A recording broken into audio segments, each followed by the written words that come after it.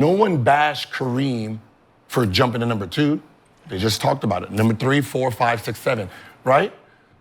What I'm saying is, if LeBron, by the consensus, has been the only one to challenge Jordan's legacy, then what he is saying is the reason why.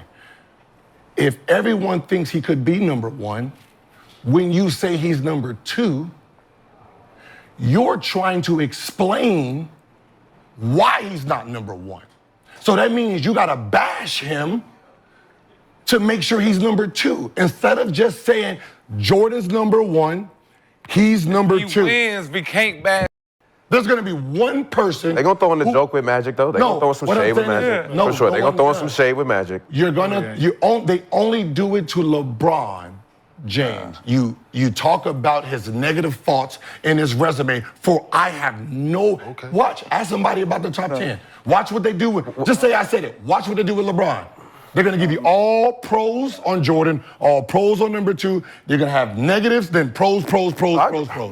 Watch. That's how it works. I don't know why they do that. But they do that to Kobe too, though. They do that to anybody they feel is a threat to Michael Jordan. No one bashed Kareem for jumping to number 2. They just talked about it. Number 3, 4, 5, 6, 7, right? What I'm saying is, if LeBron, by the consensus, has been the only one to challenge Jordan's legacy, then what he is saying is the reason why. If everyone thinks he could be number 1, when you say he's number 2, you're trying to explain why he's not number 1. So that means you gotta bash him to make sure he's number 2, instead of just saying Jordan's number 1, he's number 2. So Kevin Durant gets emotional when he spoke about the game of basketball and what it then brought him to when it comes to the finer things in life, and what it's brought him out of when it comes to the lesser things in life. You know what I'm saying?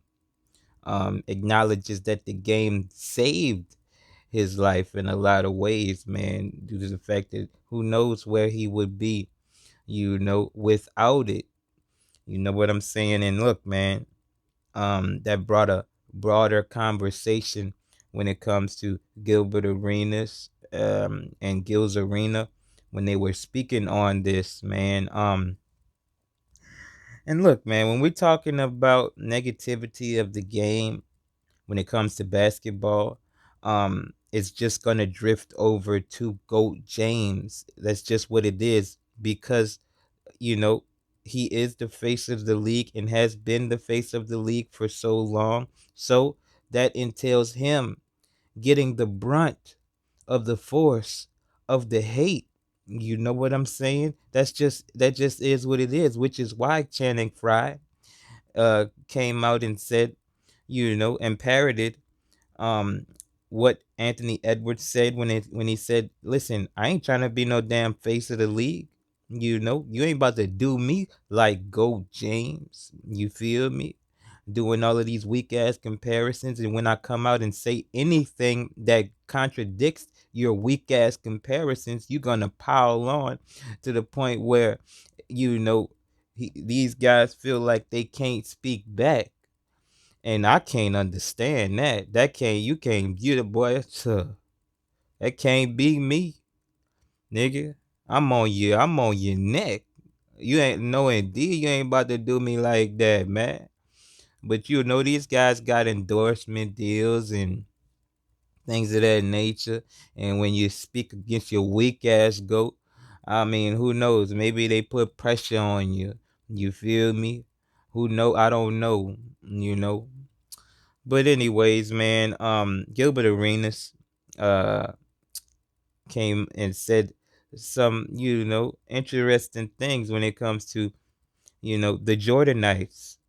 They already know who the greatest in human history of basketball is, which is why they have to speak negatively when it comes to, and specifically to, GOAT James. You know what I'm saying? And look, man, Swaggy P, Nick Young, and BJ, Mr. B, Brandon Jennings, they were speaking to a lesser extent when it comes to Kobe, and how people stepped on Kobe due to the fact that he was like MJ and things of that nature. He was an MJ with better skills, and people was trying to portray that and speak on that back in the gap, and Kobe got stepped on because of it, you know. And just like we said in the last one, you know, people, I mean, Kobe wanted that same fire and that same pressure put on the younger generation, which is absolutely disgusting or whatever. You feel me? And look, man, yes, Kobe got stepped on, you know, but it was not at all to the extent of Gold James. When we're talking about the goddamn media, you feel me? The sports media. Yes, Kobe got cooked. Yes, Kobe got cooked. But man, if GOAT James did anything like Kobe did in that Suns series, if GOAT James did anything like Kobe did in that in that Pistons series, where he's just purposefully throwing games due to the fact that he's getting cooked in the media, you know? That or for no, he threw the Sun series because he was getting cooked, saying that he's a shot jacker. He threw the Pistons series due to the fact that he didn't want to be a number two to Shaq. You know, and in both situations, the media was, you know, was cooking him or whatever. You know what I'm saying? But either way the cut goes, it was not on the level that the media stepped on Gold James, man. You feel me? These is facts, okay? And then the thing about it is, um, it was the people that was cooking Kobe. You feel me? That more than the media, due to the fact that there was so many Kobe, zealots that was out here trying to step on people if they thought somebody in the Kobe era was better than Kobe. This namely Gold James. And listen, man, there's been a big old rivalry going on between Kobe fans and GOAT James fans for, you know, almost 20 years. More, maybe more. I mean, more. You feel me? You feel me? I mean, look, it just is what it is.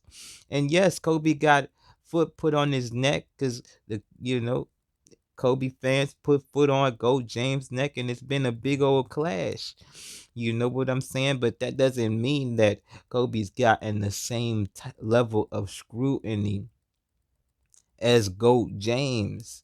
You know what I'm saying?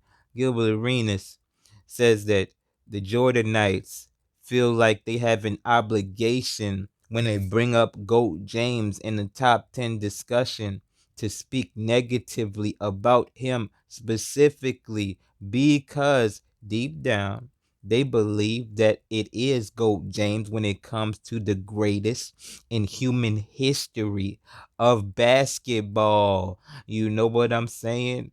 When they bring up GOAT James, they're gonna bring up all of the negative things. They don't do that when they do that with any other players. When they bring up your fake GOAT, they're gonna bring up the positive things. They don't do that when they talk about other players. They just have them where they have them. You know what I'm saying? They feel like they gotta justify why they fake GOAT is number one, and they feel like they gotta justify why GOAT James ain't number one or wherever they got him. You so many times we done been out here in these YouTube streets, man, and you got these Jordanites, man.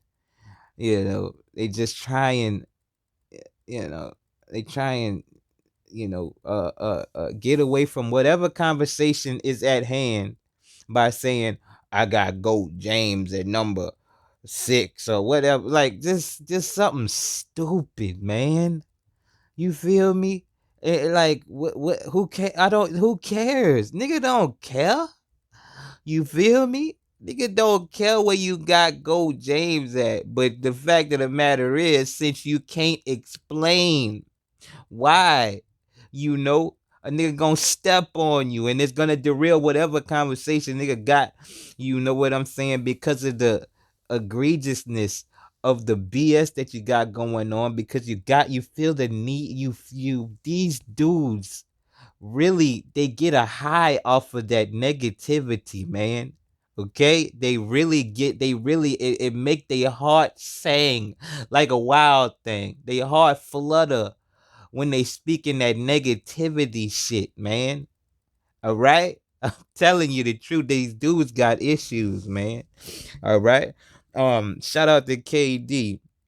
Listen, man, we was one of them ones when KD joined the 73 win team. We was pissed, man.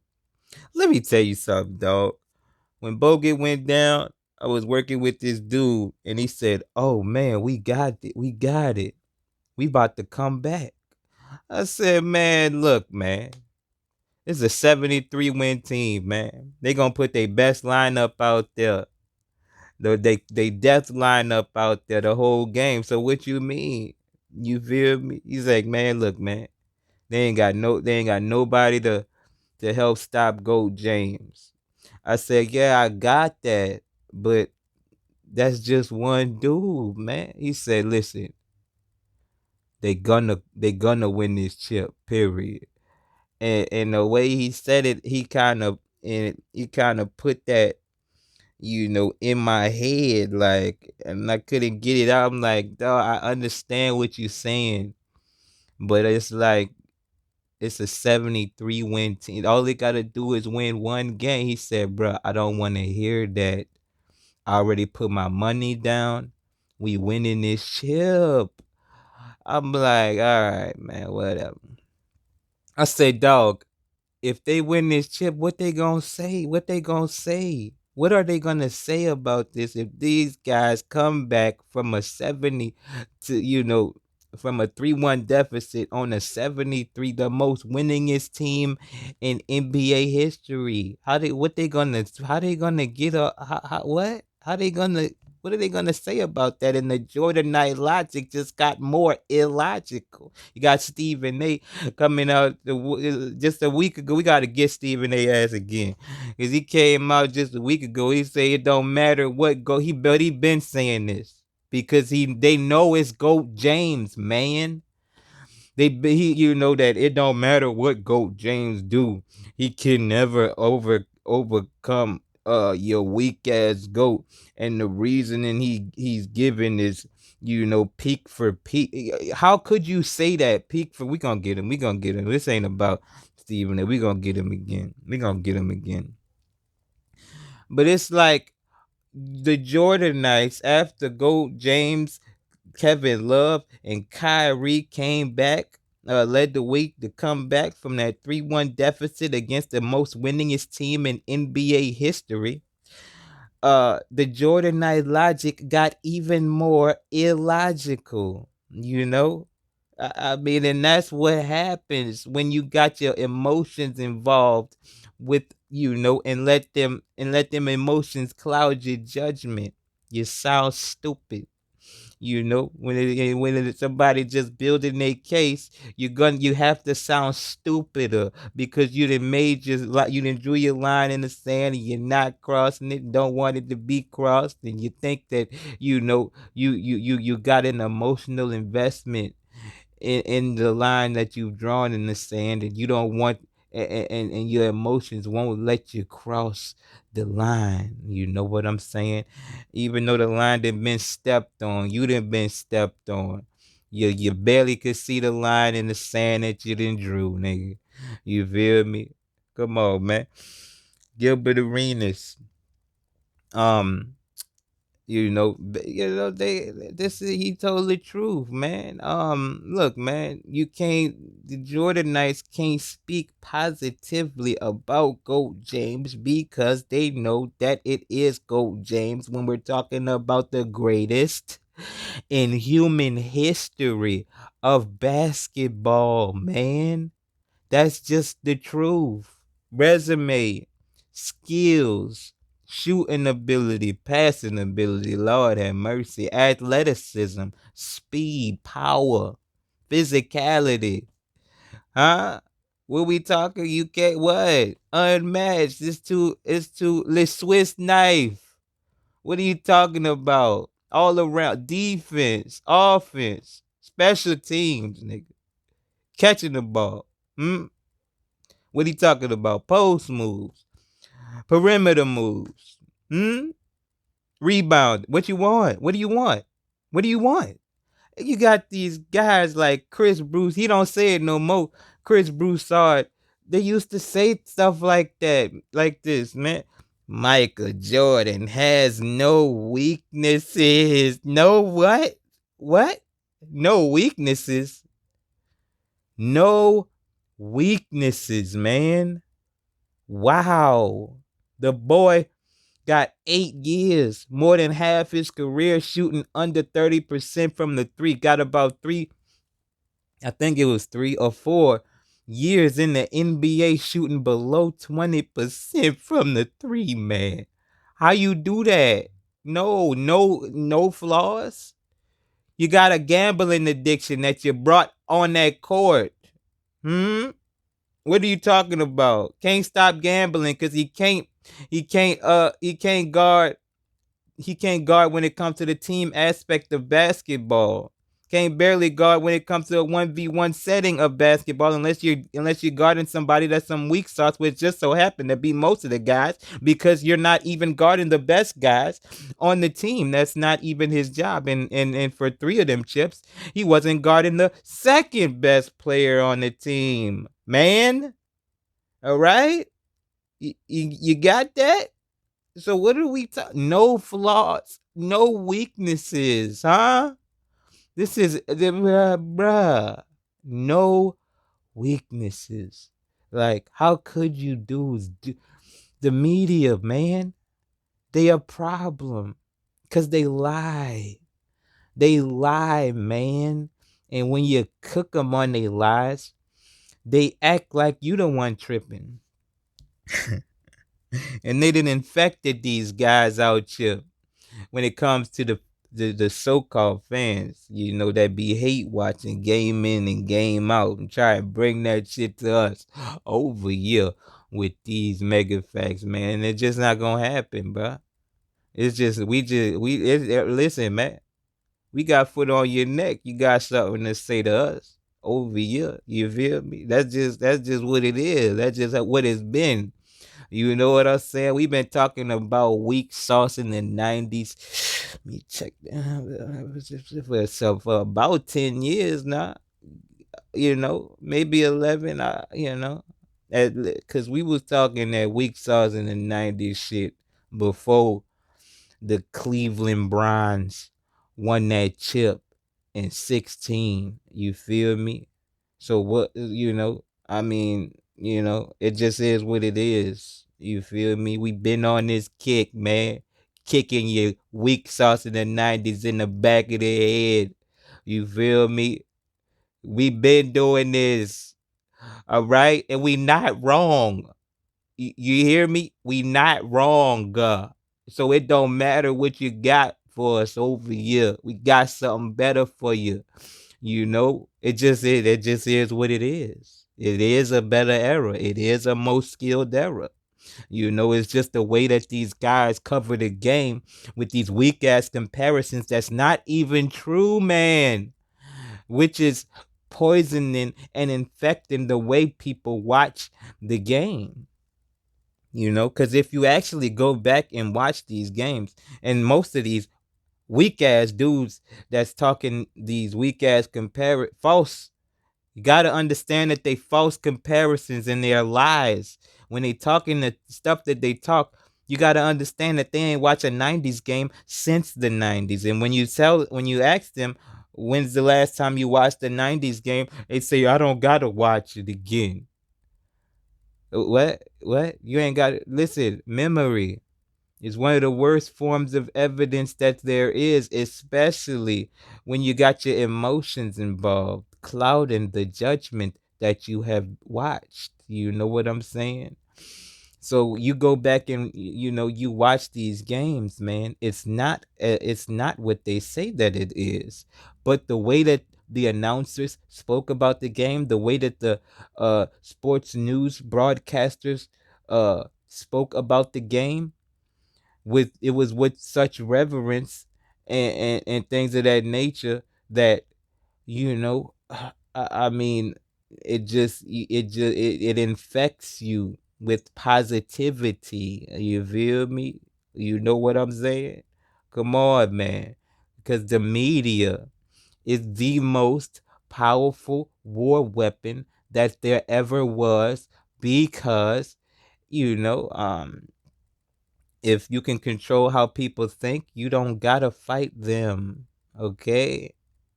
These is facts. All right? And Gilbert Arenas was speaking facts, even though Brandon Jennings and Nick Young want to put the cape on for Kobe, and we understand. Yes, Kobe got cooked. You feel me? Because of the comparison that people was putting when it comes to they fake ass GOAT.